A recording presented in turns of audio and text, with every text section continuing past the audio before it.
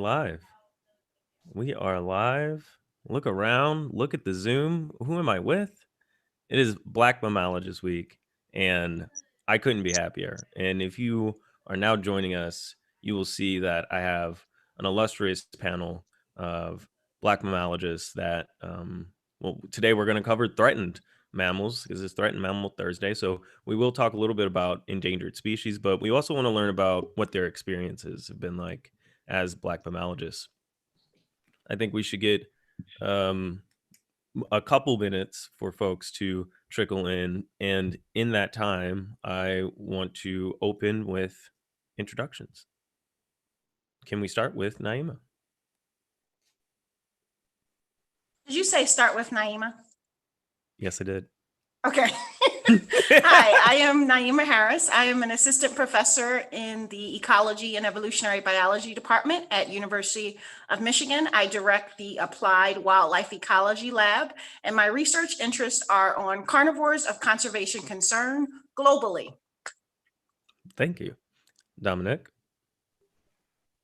Hi, everyone. It's a pleasure to be here tonight on my time zone. I am Dominique Gonsalves, and I am a PhD student at DICE, Darrow Institute of Conservation Ecology and University of Kent, where I study biodiversity management with focus on human-elephant interactions. And I'm also the Elephant Ecology Project Manager in Gorongosa National Park, Mozambique, where I am from. Thank you. Thank you. Van Deway? Hi, can everybody hear me? Yes. Oh, good. My name is Tanjua Mwetu. I work in Eastern Zambia with the Zambian Carnival Program. Areas of interest, mostly carnival conservation as well as human carnival conflict. I manage the Eastern Zambia project, which is in the Luangwa ecosystem. And yeah, we were supposed to say how we know anybody on the panel. I know Dominique from a number of, meetings, trainings and stuff. And Naima, I don't know if you remember yet, but you visited us here at our project site, I think, with WWF or some other organization.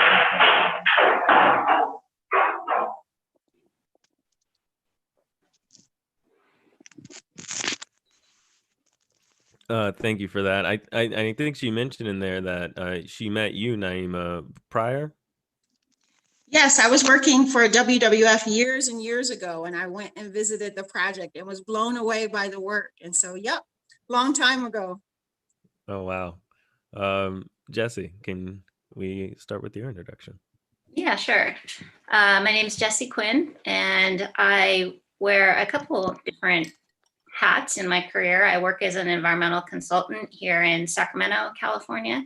And I also conduct research on American badgers with the University of California at Davis and the Mid-Peninsula Regional Open Space District in the San Francisco Bay Area. And on that project, we are looking at badger population health in the Bay Area, and also their population structure and connectivity of badger populations across the Bay Area and the surrounding region. This is my first introduction to the Black Mammalogist group, and I was just invited in this past week. So a lot of people I'm meeting here for the first time, and I'm just really excited and thrilled to be a part of it. Wonderful. Well, yeah, nice to meet you too. Quasi. Hi, my name is QuasiRensford, and I'm currently a PhD student at the University of California, Berkeley. Kind of my main focuses are in animal behavior and ecology, and so in particular in chipmunks and small mammals that live in high elevation habitats in the Sierra Nevada mountains of California, and investigating how they're coping in the various ways in which they're coping with climate change in these kind of difficult high elevation habitats.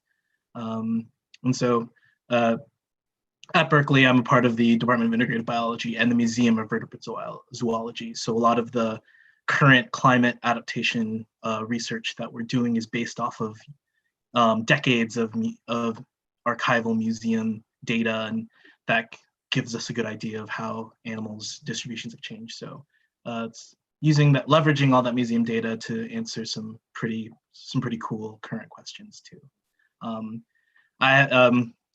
I'm really excited and really honored to be a part of this panel and to participate in Black Mammalogists Week.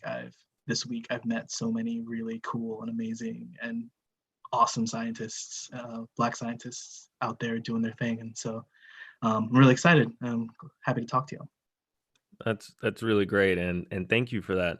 Now, as someone, I guess a little bit of introduction for me. I am a wildlife conservation advocate. I work at the National Audubon Society, where I, use birds as the vehicle to, answer the big questions of wildlife conservation and wildlife management, addressing endangered species, and addressing the threats to populations in decline. And I have yet to ever hear chipmunks and climate change in the same sentence. So I want to start this question with you, Quasi, on why is that species important to what you study, and tell us about the ecosystems as well. Right, that's an excellent question, Taiki. Yeah, chipmunks don't necessarily get talked about a lot when we talk about, conservation or climate or anything like that. But so kind of a brief background. So the Museum of Vertebrate Zoology, where I work, found it was over 100 years old. It's been collecting data and doing research around the world, but specifically in California. And so recently, some of the museum staff went through old field notes and data and decided that it would be a really interesting study to kind of take all that information and redo some of the historical surveys using the same techniques in the same location, so we can get an idea of how animal communities have changed over the past 100 years. So we've done those in sort of the mountain regions of California, so the Sierra Nevadas, the Sequoia National Park and places like that, also in some of the deserts of Southern California.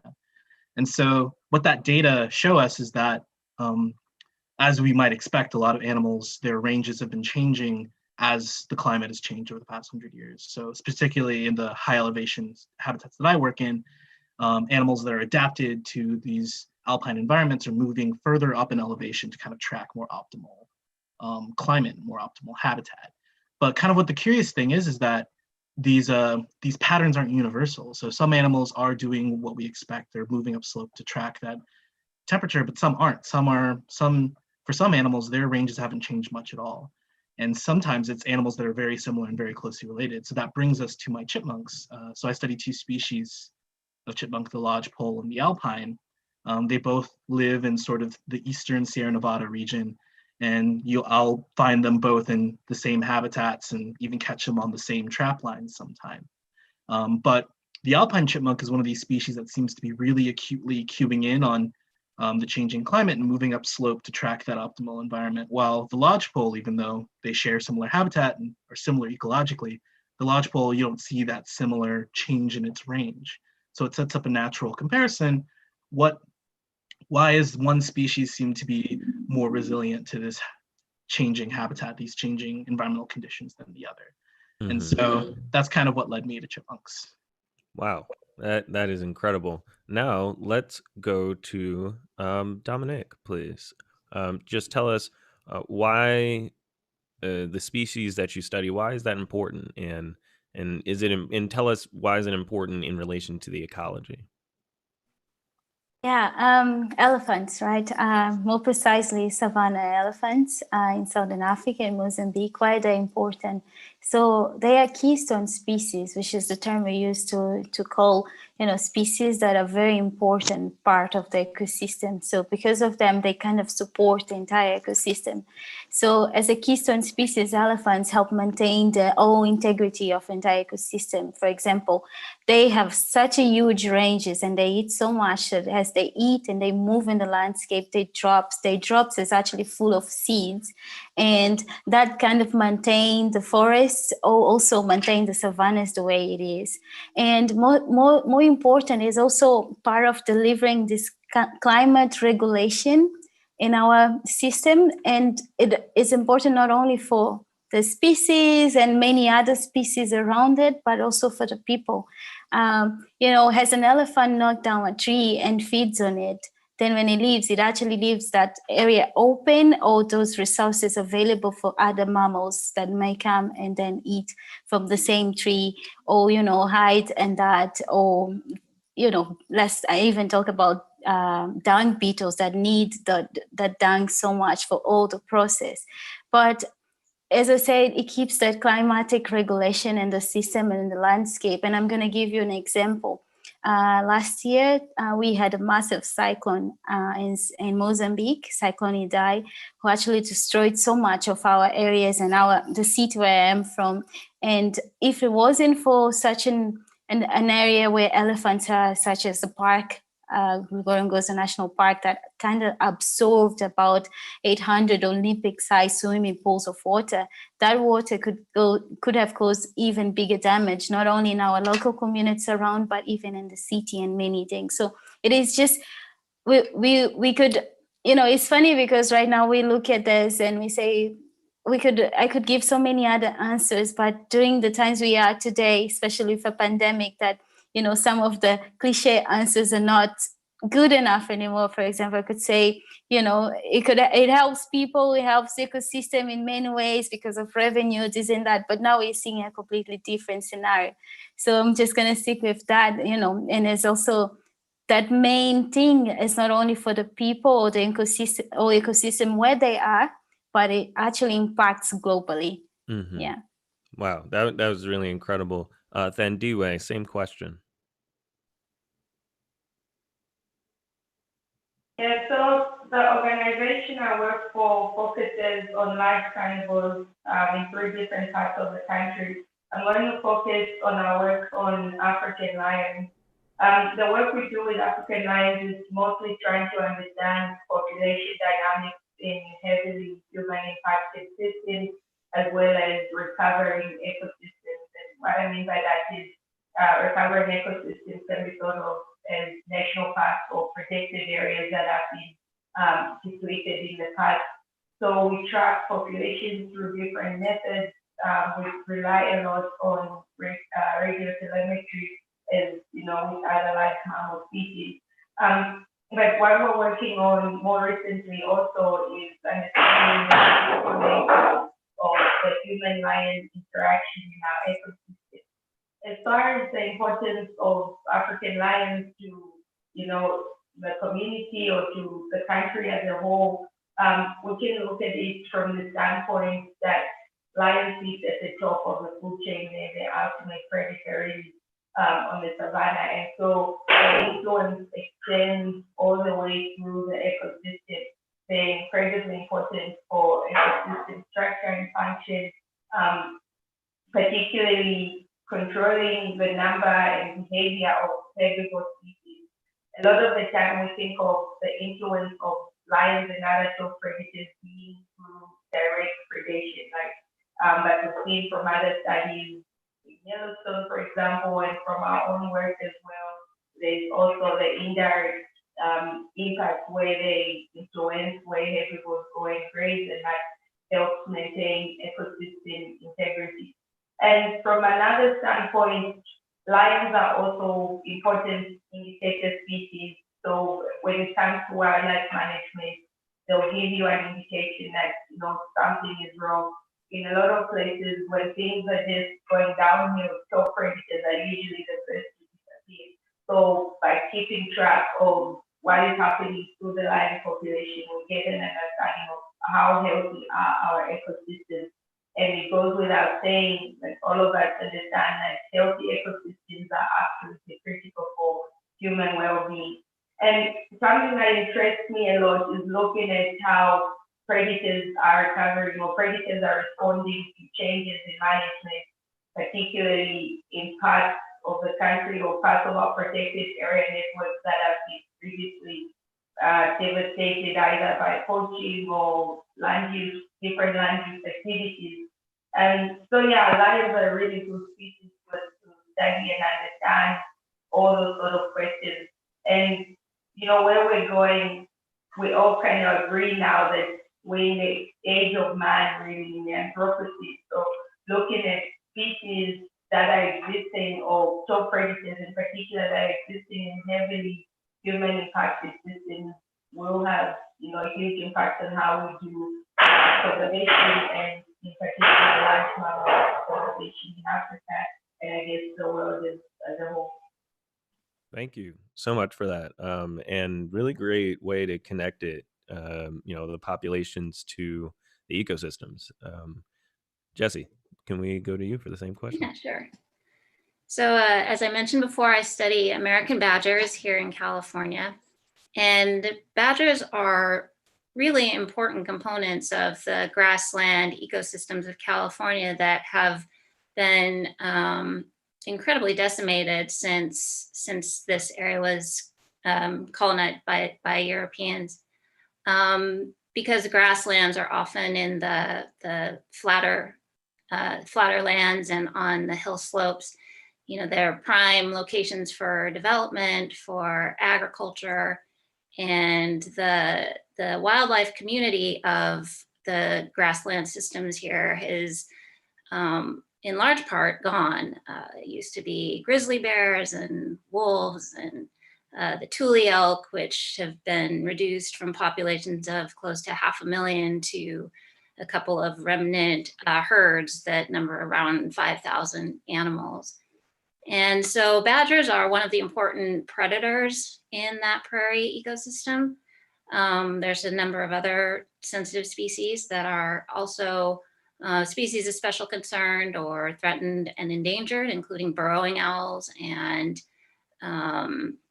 San Joaquin kit fox. And we also have the California ground squirrel, which is one of the keystone species. So it's kind of a microcosm of the Great Plains prairies system here in Central California and in the foothills.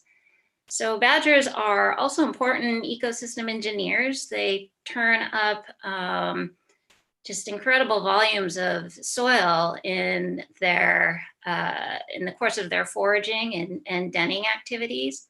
A single adult can create maybe well over 1,000 mounds annually. And that has really important implications for soil geochemistry and for plant colonization, and for in the landscapes where there are badgers active, that their mounds are a really significant component of that landscape. It can covering in a study in Idaho showed that they were comprised 2 to 5% of the landscape features. So they're just a really important part of the system. And again, one of the only remaining top predators in the prairie landscape. They play an important role in the population turnover in colonial mammals. They do stay in an area and will prey on one colony of ground squirrels till it's gone, and they'll move on. And that has some important implications for disease transmission like plague amongst the ground squirrel populations. So those are a couple of reasons that they're an important species from a conservation perspective. They move really far for an animal with such short legs, and so they are incredibly vulnerable to the effects of habitat fragmentation that's occurring in the landscape. They have low population rates, and so that's a couple of the reasons that we're particularly concerned with those populations. They seem to be becoming increasingly isolated from each other. And so a component of the study that I'm doing now in the Bay Area is looking at the genetic population structure within the San Francisco Peninsula area, and then between the peninsula and the broader Bay Area. So the habitat, even within the peninsula, is very fragmented. There's grassland patches that are divided by these deep, steep ravines that are redwood forest. And so we're interested on the peninsula how they're moving between the protected areas there and the grasslands that are on the peninsula, and with adjacent protected areas on the coastal grasslands.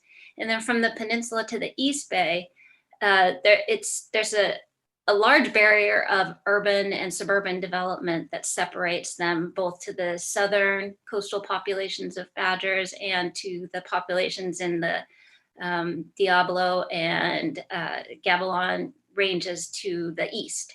So through the genetic study, we're looking to see how much gene flow is even happening between the peninsula and other areas, as well as within the peninsula, so that we can look at the degree of isolation that those badgers might be facing in particular. I would say they're also important just in their own right as a species. There are only badger species in North America and Northern Central America, and they're the only member of their own subfamily within Mustelidae. So they're a very unique species, very specialized as burrowing predators. And I think that's a significant reason too to try to maintain the populations here in California. Thank you so much for that, and big shout out to badgers. But I don't think they're anything like wolverines, like our next speaker from University of Michigan. I do also want to shout out Dominique for the use of the term keystone species, as well as the first reference to poop. And for a bunch of mammalogists, I'm surprised that was the only reference so far. So please, Naima, you have the floor. So I have worked on a number of species of conservation concern, specifically carnivores. So everything from island foxes to black-footed ferrets, to gray wolves, lions, wild dogs, a bunch of carnivores. And so I'll just highlight briefly in saying that working on carnivores of conservation concern, given their role in the ecosystem, given their capacity to regulate species, right? You have a big dog in the system, other species take notice, right? So understanding the consequences of losing those species, both for other carnivores in the system, for prey items that are there, for people and revenue, all of which are important. So I'll just highlight that I work on carnivores of conservation concern, and part of the reason is because they do have a unique role in the ecosystem. When a lion kills something, when a wild dog kills something, it provides a resource for other species in the area in terms of scavenging and nutrient availability. So they're regulating entire systems because of their capacity to kill. Well, thank you for that. I want to, is my sound okay? Yeah, my sound's just fine. Okay. I want to actually start with you, Naima, on could you give us, and I want to be able to jump to the next panelist before we go into our question and answers from the audience. So could you hit us with the biggest threat facing large carnivores, as well as the best solution? If you have one or the other or both, I would love to hear it.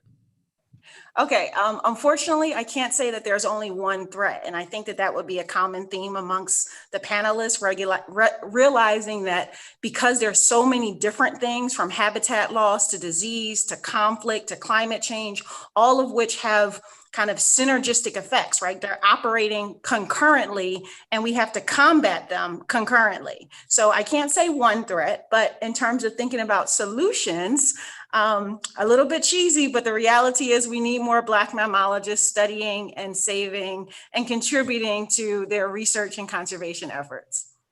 Amen. Amen. Quasi, same question. What's the biggest threat facing the chipmunk? And what solutions we got for them? Right. So again, I'm gonna probably do what everyone's gonna do. I'm gonna echo Naima when I say that all the threats are synergistic and multidimensional, right? We can't really I can't really pinpoint one exact threat to them. I will say that with animals that live in these like alpine high elevation systems, the threats to them are particularly acute. Like most of the chipmunks that I work with, they live up about 10,000 feet, 3,000 meters or so above sea level, and so they're dealing with a very difficult time frame, right? Like a chipmunk, they're hibernators. Most squirrel species that live in these kind of environments are, and so when they're not hibernating, they have less than half the year to do everything they need to get done in a year. So they come up in like they emerge in like May or June, and then by October they need to mate, they need to have their babies, they need to feed their babies, and they need to fatten up for hibernation, all in that reduced time frame. And so with climate change, as our climate changes, as temperature regimes change, as seasonality shifts, it really messed with that very carefully orchestrated timing of when they come up, when the food that they need is available. And we're already seeing that happen, not just in high elevation systems, but across the world. But for my chipmunks, and as things get weirder, it's going to be a lot harder for them to do the things that they need to do with the time that they're given. And compound upon that, how we manage the land and how we use the land, especially in California. I know those of us who live in California right now are acutely aware and dealing with the current fire situation. That's only going to get worse, and that fire situation is fueled by our changing climate, but it's also reflective of our legacy of how we've managed and how we've used the land since Europeans colonized this area of the world. And so reckoning with how we use our lands, how we interact with our lands is going to be really important with how we be resilient to this changing climate. Because let's face it, even if suddenly all the major countries in the world got their act together and agreed on a plan to reduce warming to 2 degrees C, there's still going to be a lot of really intense changes to the climate and to the environment that we're going to have to be ready for. We're going to have to be resilient and adapt to. And so, engaging with how we use the land,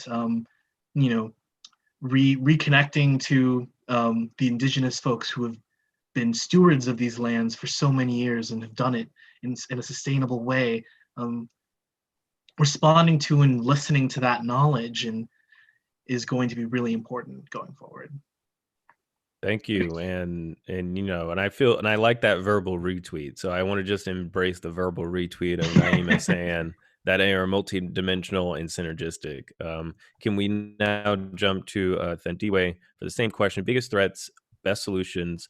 Also, I just want to open if you have any recommendations for things people should study in this line of work to help explain these issues or the solutions. So again, biggest threats, best solutions, and book recommendations.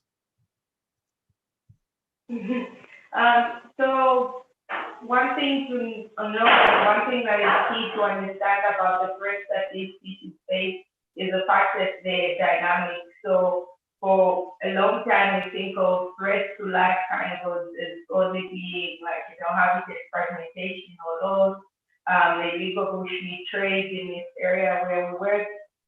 Things like, poorly regulated trophy hunting for species that are hunted.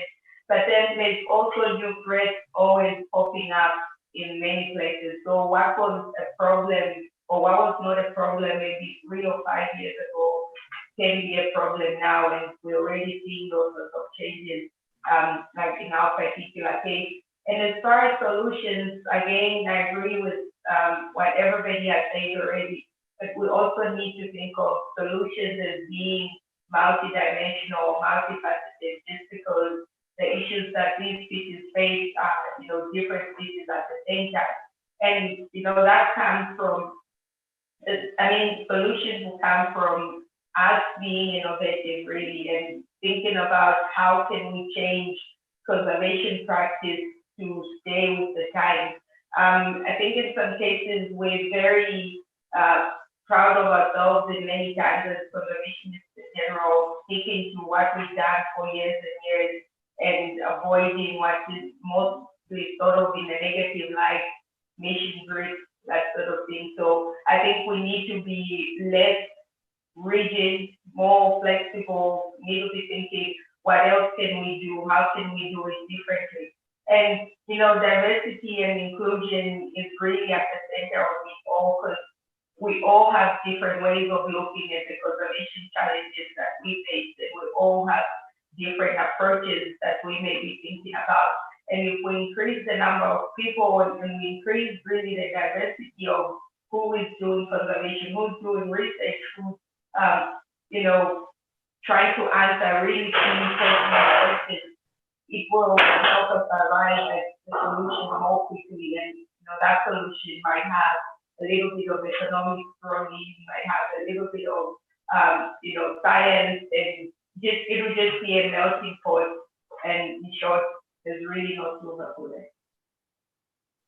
That sounds great. A solution that is marinated in experience and emulsified by diversity. That sounds appetizing. And what conservation needs ultimately. Jesse, please, same question. Biggest threats, best solutions, book recommendations? Once again, I am going to say that the threats are multiple and synergistic. I would also say for badgers that they tend to vary across the different parts of California. I'm focused on the Bay Area that has its own set of threats, but badgers do occur in other populations across the state. So you have different threats in the more rural and working landscapes of irrigated agriculture and rangelands than you would in a rapidly urbanizing environment.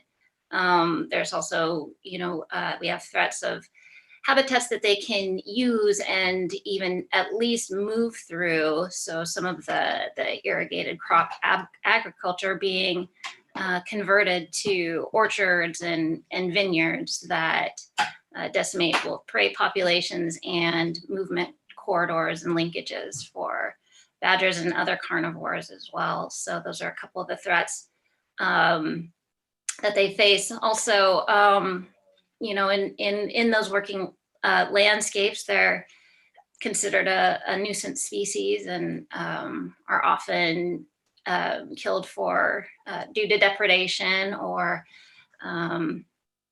they can also be subjected to secondary poisoning of their prey populations, especially California ground squirrels. So yeah, there's a number of threats, and as I said, they vary across the landscape. And I think in terms of solutions, we have a ways to go to even know where the badgers are and get a handle of where the populations are, so that we can, and then better define what constitutes a population so that we can apply specific management strategies to that population, because as I said, they can differ across the state. And so we need to be effective in how we apply those. In some of the urban areas, we might be focusing more on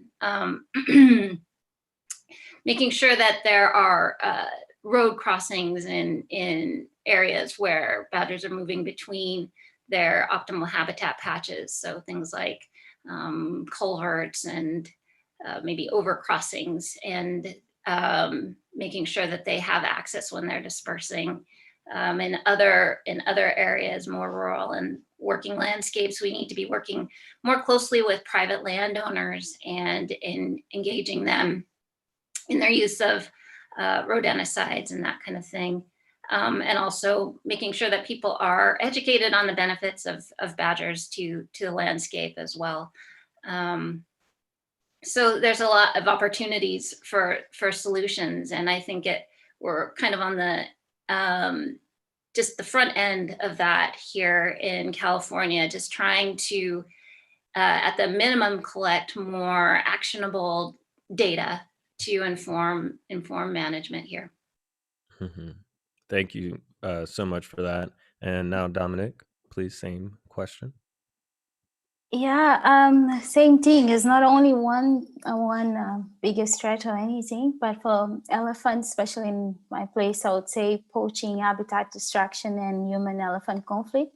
which actually represents the situation in the place where I work and the work we do, because we have this elephant population that was decimated by poaching during after Civil War, and now it's coming back. But as the population comes back, we don't really know how that's going to affect the ecosystem that was for so long without elephants. But the other thing I really look into is like, yes, they're coming back, but now the system itself has changed. For example, there's way more people around than ever before. There's less habitat than ever. And now there's more conflict, and possibly it's just going to increase. So what's going to happen?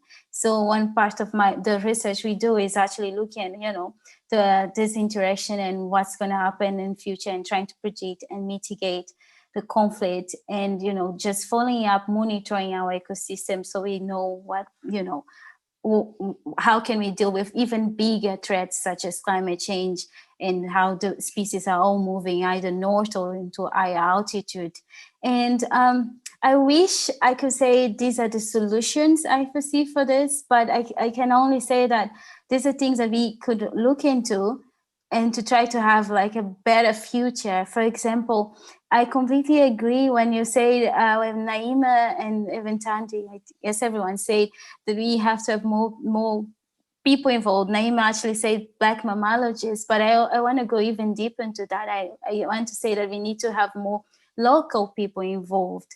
For example, in species such as elephant, is not going to survive, this elephant population or this species is not really going to survive if the local people around it are not willing to help or are not willing to take part of it. And the only way for these local people also to engage into the conservation of this species is if we that are already there or others open the path, and, support these people to be part of, either as scientists, doesn't really need to be a researcher or, deep scientist or anything, any other thing that is related to sustainable use of our resources and, also well-being of our people. And it's one thing that we try to do is with, this massive landscape of there's people, there's wildlife, we need to coexist. There's no other way. We can just turn. So let's say elephants need a lot of room to grow, to keep the ecosystem healthy, to thrive. People also need room for their things, for their schools, their markets. People need decent opportunities, right? They need decent jobs. They need to find a different way to get their bread and the table. And also, even if it's not local people that is directly involved and have to deal with this conflict with these elephants, all of us, even far away, need to do better choices also in terms of what we see as we need to use or we need to have is a social status or not. And I'm talking mostly about, ivory, use of ivory and other wildlife materials that are trending. So I think it's just a way that we need to look at we're all part of this system, is part of us. Elephants are part of these African landscapes. People are also part of it. And now that we all growing and things are so different, we just need to find a way to coexist. Thank you so much for that. And now that kind of exhausts some of my scripted questions. So I want to encourage folks on YouTube now, put your questions in the chat. I want to ask them, they want to answer them, and everybody's going to have some fun and learn something. And while we're waiting for some of these questions to come in, I want to touch on something Naima and then Deway and now Dominique kind of touched on about diversity in the field of mammalogist. And part of what brought Black Mammalogist Week together is the idea of like who's out there and who's doing the work and how can we be connected. So I would love to hear from you initially, what your experience has been as a Black mammalogist. And and when I say Black mammalogist, keep in mind I'm from the United States, and when I think about Black, that may have a different definition. So touch on that if that reflects something on you. And I want to start with then Dewey, please.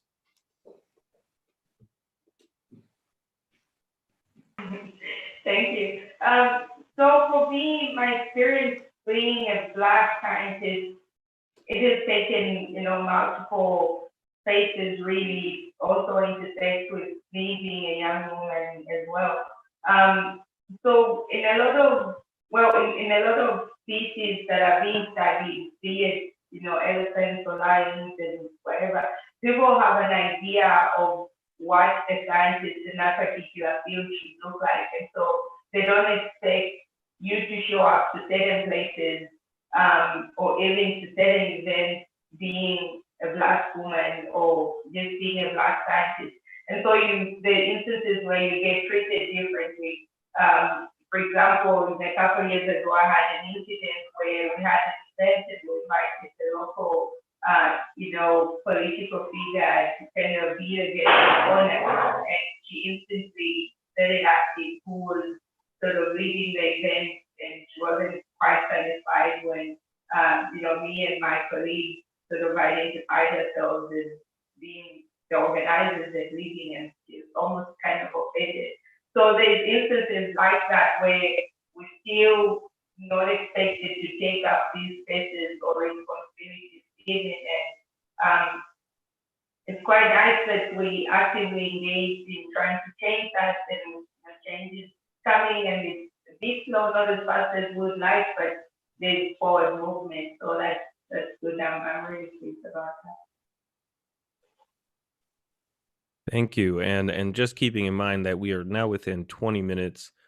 So I definitely want to get everybody a chance to get a piece of this question and then get some from the audience. Quasi, please. Thanks, Taiki. So yeah, I think, in particularly in the United States, being involved in mammalogy and other kind of sort of fields and organismal biology, you kind of also have to deal with a lot of this country's baggage about the outdoors and nature and who those spaces are for. I think science in general, of course, has a diversity problem, and as it relates to societal privilege and things like that. But I know. But with the work that we do, we have to deal with that extra layer, right? I think for a long time, most of history, nature and exploring and enjoying nature has been a white-coated activity. And so as when I was a young person trying to get into it, I grew up in South Georgia, and my town had a lot of Black people in it. But if I wanted to do any sort of outdoor recreational activities, suddenly those spaces became a lot less reflective of the town we lived in, which always never made much sense to me growing up. And so that's something I've at every level that I've seen in my experience, is since this kind of science, a lot of people get into it by their recreational experiences with nature. And so even nowadays when I do my work, I feel really guarded, right? I feel ready to justify my presence more in the spaces that I'm at. Where I do my work now, the Sierras, it's a lot of recreational area. I do my work right by Yosemite National Park, one of the most attended national parks in the country. And so, I interact with the public a lot. I see them a lot. They see me a lot. And so, I surprise people when I tell them I'm a field biologist. And so that can be hard sometimes, but it can also be great, right? And I think in some ways when you're out there and you're out there with your whole self and people can see you doing that work, that's the simplest way to tear down people's biases and people's preconceptions, is that I'm like, look, I'm a biologist, I'm doing good work, and I'm out here same as you, and there's no reason I shouldn't be. And so, it kind of goes hand in hand in that way. Yeah. No, I appreciate it. Thank you so much for that. Dominique, can we go into you?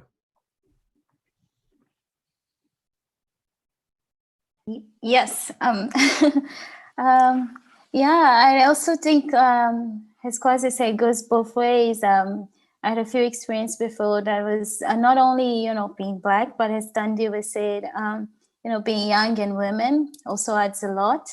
But, having to be ready to justify oh, what you're doing and where you are at the moment and why you're saying this and that. Always, it's an extra baggage that you have to, it's not like you just pop up in a room or in a meeting and everyone just takes it like normal. It's always like, oh, she's the one from the local place. So for example, it's always, there's many these little things, and sometimes it's big too, because I had one memorable situation once that was all things involve age, skin color, and gender and everything. And someone basically saying to me, well, behind every elephant there's a pretty girl or something like that. So it's local pretty girl basically. But at other side also, as Quasi said, I take that, and I also try to find joy, because I am from Mozambique, and in my country, when I am working and I visit some local, our communities, I have a different mindset when I'm here, for example, where I am in the moment studying, or if I am in a conference, or, any other kind of traveling, because there, I love it, and I show off that thing, because it attracts way more people on my own community, and either girls that look at me and wow, because they basically made me never send anyone that looked like them that were doing this kind of things, and I show things. So it's kind of rewarded in my community, but even in that place or outside that place, sometimes can be a heavy burden, basically. Yeah. Thank you, Jessie. Yeah, I would say too that my experience in the field as a Black mammologist, I'm biracial, and in my past I've had to work in a lot of rural, remote areas in Arizona, in Idaho, and working with the landowners and ranchers and people who I'm not sure have ever encountered a Black or biracial person ever. And these are very white and conservative communities. So that's intimidating. And I think that one of the perceptions that I'm always feeling I have to fight against is that that I'm not working for some white male manager, and that I think that often that's the case when I'm doing my work, is that people want to know who I'm working for, even when I'm the project leader.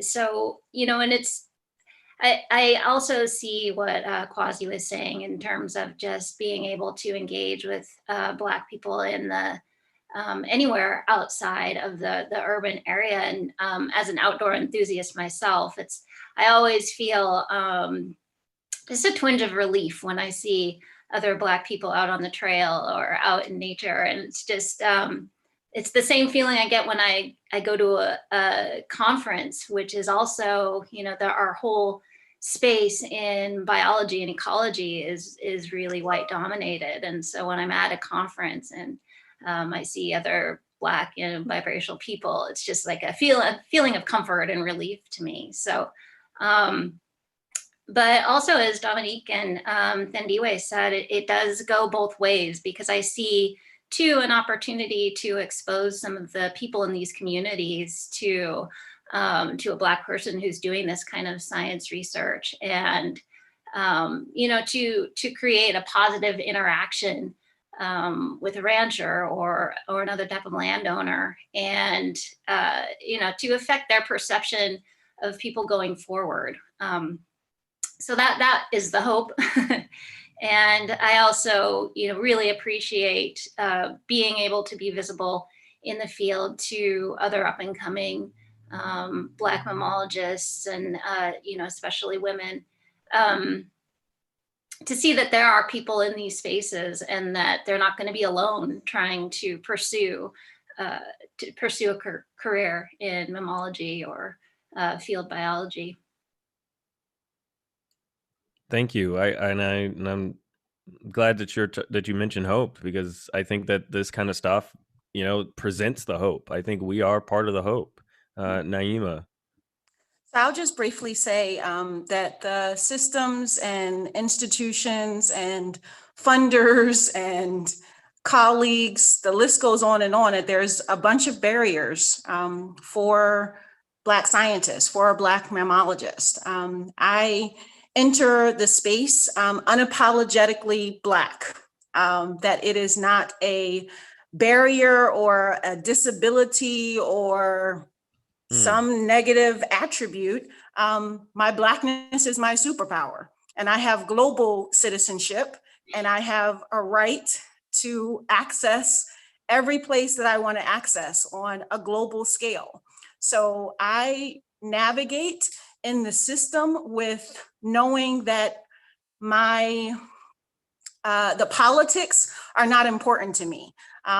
Nurturing and inciting and implementing my passion, that's what motivates me. And so systems, institutions, funders, et cetera, those things don't have to change. They should, but they don't have to change. I will succeed with my peers, with other Black mammalogists, and we can do this. So our Blackness, our superpower, it's beautiful, it's empowering, it's transformative, it's inspiring, and we get to do that. Yes, it is. Thank you for that word. We needed that. Thank you. And man, that is inspiring indeed. We are now within 9 minutes of our conclusion of the panel, but not the conversation. Make sure that you check out blackmammologist.com, keep track of the week. And if you missed out on this year, that's okay, because 2021 is just around the corner. It's coming up sooner than you think. So I want to give all of our panelists an opportunity to provide a closing word. And in this closing word, include if you have recommendations for or promotions of BIPOC individuals in wildlife conservation, or if you have, books, again, literature, websites, this is really your time to close it and promote what you need. So we want to get that started with Jessie, please. Sure. I wish I had book and website and literature recommendations on the top of my head, but I really don't. But as a closing remark, I really want to welcome other Black mammalogists to the field, and I want you to feel like you can reach out to any of us now that you are aware of this group. It can be much less intimidating to reach out to fellow Black mammalogists and to expand that network initially as you're getting started.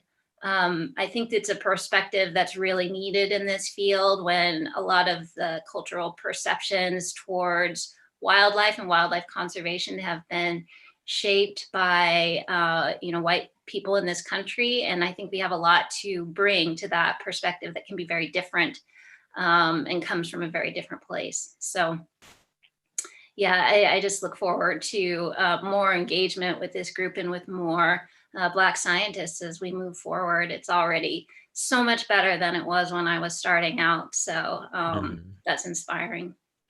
Thank you. Deway. So my final word is, first of all, agreeing with everything Jessie said, but I've also got a book recommendation. It's called Large Mammals and the Brave People. It's a book that was written about the Luangwa Valley, which is a place where I work. It was written over 40, close to 50 years ago. It's drawing on experiences from 50 years ago. And it's a really positive book because it talks about usually the doom and gloom that we hear about, habitat destruction and everything. And it's one of the books that gives me hope, really, as thinking about how all is not lost and there's really room for change when we look at what is happening to our landscape.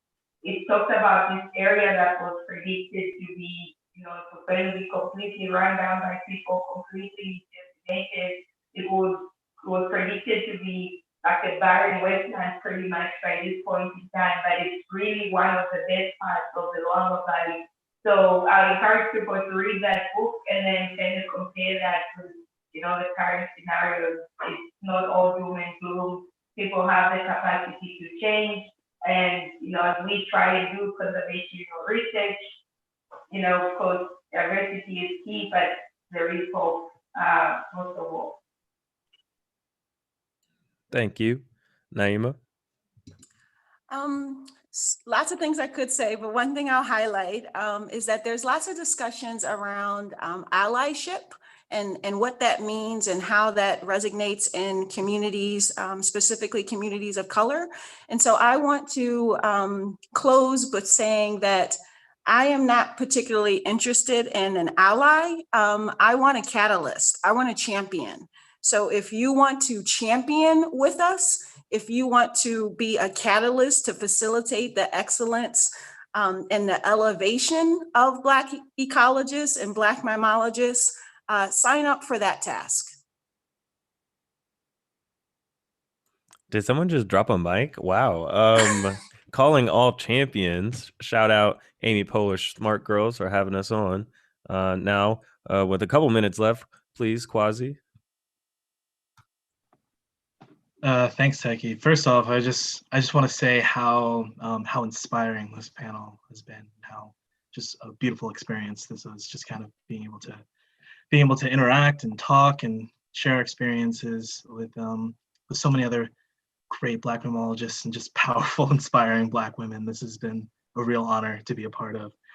I think if I have anything to close with, I want to echo everyone's thoughts about, this is an opportunity to build community that, like, even I'm a PhD, I'm a PhD student right now. I'm not that old, but I didn't have this opportunity to build this sort of community when I was coming up through my adolescence and my undergraduate career and my going through my field work, my field job experiences and things like that. And I personally really want to pay this forward. If anyone is looking for someone to talk to, someone to